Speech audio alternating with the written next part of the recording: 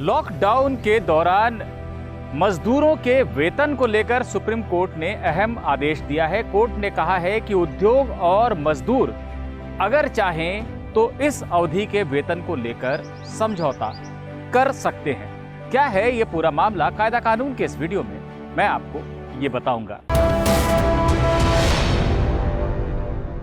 कई उद्योगों ने सुप्रीम कोर्ट में याचिका दाखिल कर लॉकडाउन के शुरुआती दौर में सरकार की तरफ से जारी उस आदेश को चुनौती दी थी, जिसमें कि ये कहा गया था कि लॉकडाउन की अवधि का पूरा वेतन उद्योगों को देना पड़ेगा। 29 मार्च का ये आदेश था, जिसका विरोध उद्योग ये कहते हुए कर रहे थे कि जब उत्पादन नहीं हो रहा है तो मजदूरों को पूरा वेतन कैसे दिया जा सकता है। कई उद्योगों का यह कहना था कि उनके यहाँ आवश्यक वस्तु का उत्पादन होता है, इसलिए उन्हें औद्योगिक गतिविधि की इजाज़त दी गई। लेकिन कई मजदूर ऐसे हैं जो काम पर नहीं आ रहे, उन्हें और काम कर रहे मजदूरों को एक जैसी तनख्वाह कैसे दी जा सकती है। ये तमाम पहलू उठाए गए थे उद्योगों की तरफ से। सुप्रीम कोर्ट ने भी सरकार से सवाल किया था कि जब उत्पादन बंद है उस अवधि का वेतन देने में क्या सरकार भी उद्योगों की कुछ मदद कर सकती है, क्योंकि उद्योगों की भी आर्थिक स्थिति अच्छी नहीं होगी। खैर, बाद में 17 मई को सरकार ने उस आदेश को वापस ले लिया, औद्योगिक गतिविधियों को चलाने की इजाज़त दी। साथ ही साथ ये आदेश भी वापस ले लिया कि मजदूरों को पूरा वेतन देना पड़ेगा उद्योगों को।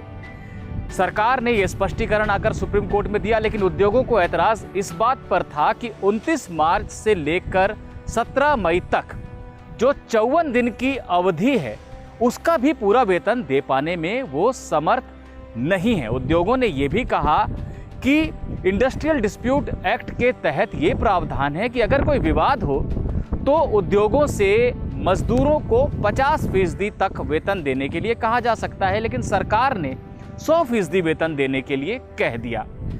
सुप्रीम कोर्ट ने आज ये माना है कि सरकार का जो आदेश था 29 मार्च का, उसकी वैधता की परीक्षा करनी जरूरी है। सुनवाई के दौरान सरकार ने यह कहा था कि उसने 29 मार्च का आदेश मजदूरों के हित में जारी किया था। वो ये चाहती थी कि बिना पैसों के गुजारा ना करना पड़े मजदूरों को और उन्हें उनका पूरा पैसा मिल सके, इसलिए आदेश जारी किया गया था। लेकिन अब अगर उद्योग और मजदूर आपस में कोई समझौता करते हैं तो सरकार ऐतराज़ नहीं करेगी।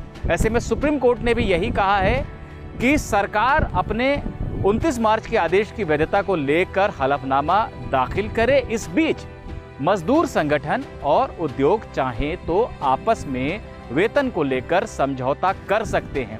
54 दिन की अवधि के वेतन को लेकर अगर उनके बीच कोई समाधान नहीं निकलता है तो सरकार के श्रम विभाग की भी मदद ली जा सकती है।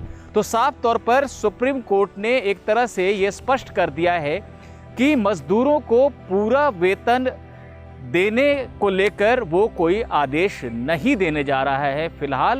फिलहाल वो उद्योगों और मजदूरों के हितों में संतुलन साधना चाहता है। इसलिए कोर्ट ने कहा है कि मजदूर संगठन और उद्योग आपस में समझौते की कोशिश करें 54 दिन के वेतन को लेकर।